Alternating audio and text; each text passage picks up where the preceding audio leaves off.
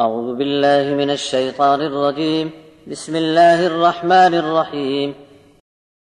وما أموالكم ولا أولادكم بالتي تقربكم عندنا زلفى إلا من آمن وعمل صالحا فأولئك لهم جزاء الضعف بما عملوا وهم في الغرفات آمنون. والذين يسعون في آياتنا معاجزين أولئك في العذاب محضرون. قل إن ربي يبسط الرزق لمن يشاء من عباده ويقدر له وما أنفقتم من شيء فهو يخلفه وهو خير الرازقين. ويوم يحشرهم جميعا ثم يقول للملائكة أهؤلاء إياكم كانوا يعبدون قالوا سبحانك أنت ولينا من دونهم بل كانوا يعبدون الجن أكثرهم بهم مؤمنون. فاليوم لا يملك بعضكم لبعض نفعا ولا ضرا ونقول للذين ظلموا ذوقوا عذاب النار التي كنتم بها تكذبون. وإذا تتلى عليهم آياتنا بينات قالوا ما هذا إلا رجل يريد أن يصدكم عما كان يعبد آباؤكم وقالوا ما هذا إلا إفك مفترى. وقال الذين كفروا للحق لما جاءهم إن هذا إلا سحر مبين.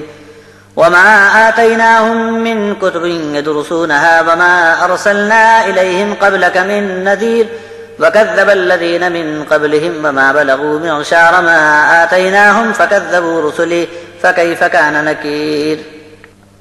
صرف تم اپنے مال اور اولاد کی وجہ سے مرتبے حاصل کر کے ہمارے مقرب بندے نہیں بن سکتے.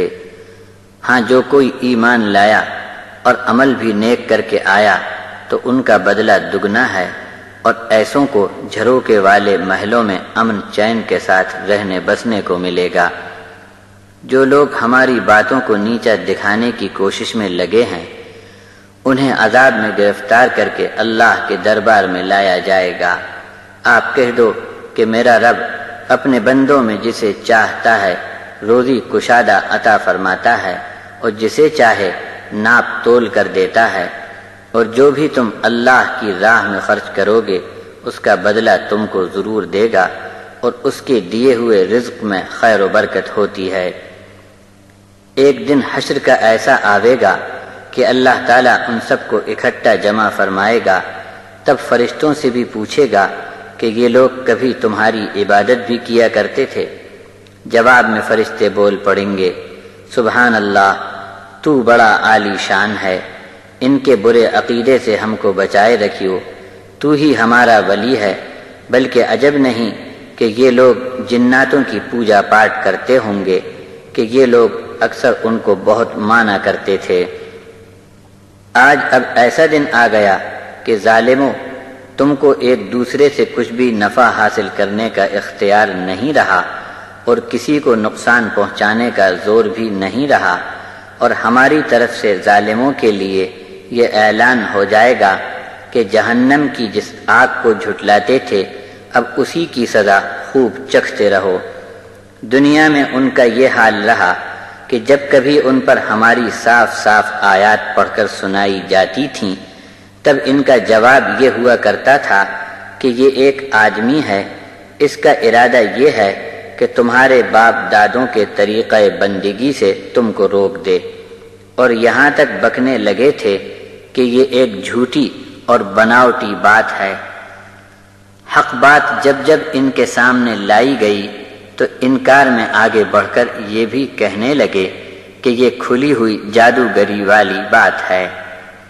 آپ کے پہلے ہم نے ان کو کوئی کتاب نہیں دی تھی کہ اس کے پڑھنے پڑھانے میں یہ لوگ مشغول رہے ہوں، اور آپ سے پہلے کسی نبی کو ابھی قریب میں ان کے پاس ہم نے بھیجا نہیں تھا.